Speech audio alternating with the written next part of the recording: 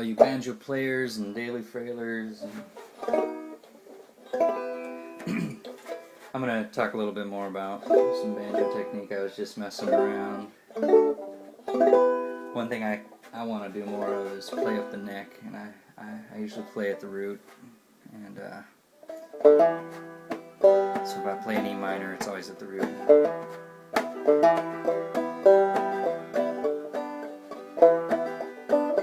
So you got a C, D, E minor. And one thing I want to do is play it further up the neck, get more comfortable getting that higher register. So we know the C, it's a bar chord right in the middle, right on the 5th fret. And the D, well, that's the 7th fret.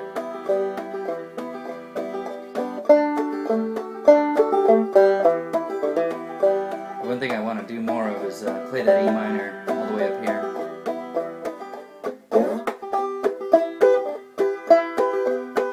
And what I'm doing is I'm playing that A minor pattern.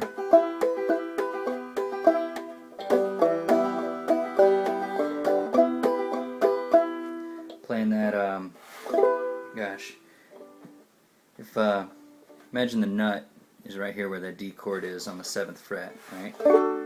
Well, you would play the A minor on that 8th fret.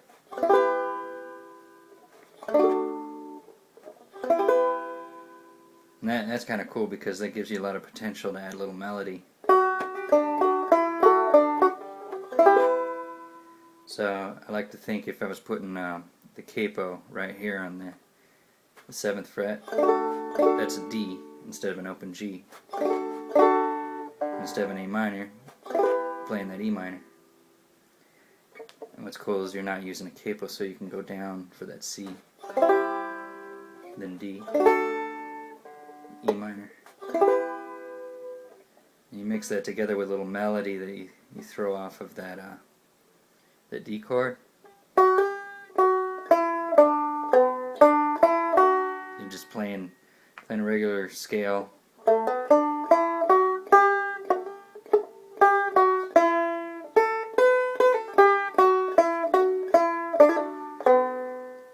All I'm doing is I'm playing a scale that I might do at the root. So it's just an E minor scale or a G major scale. Just move it all the way up here to the 7th fret.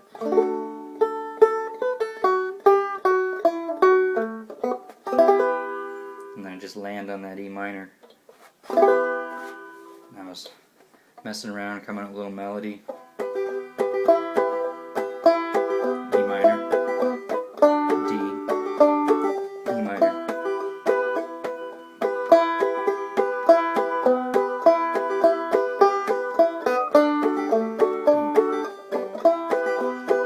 C, D, E minor.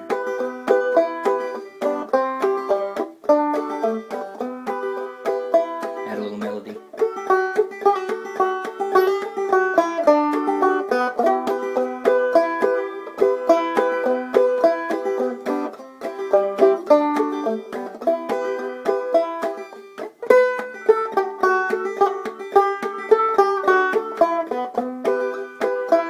Finding the hardest part is switching back from that bar chord back to the E minor, because that takes all 4 fingers.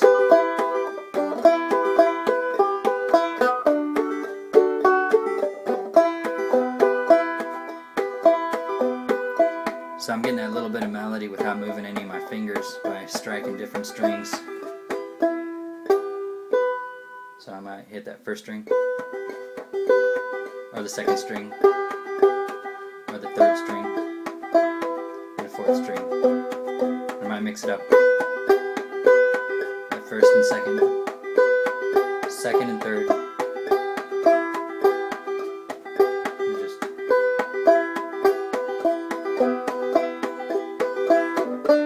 do the same thing on that D chord.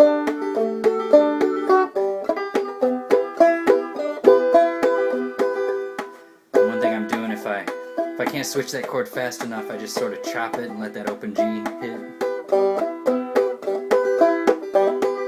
creates a sort of chord hammer-on.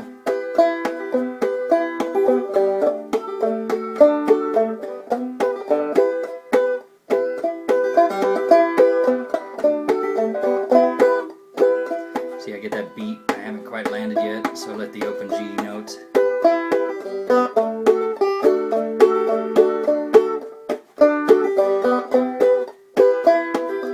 I'm not saying that's the right thing to do, but it's, I guess, a happy accident.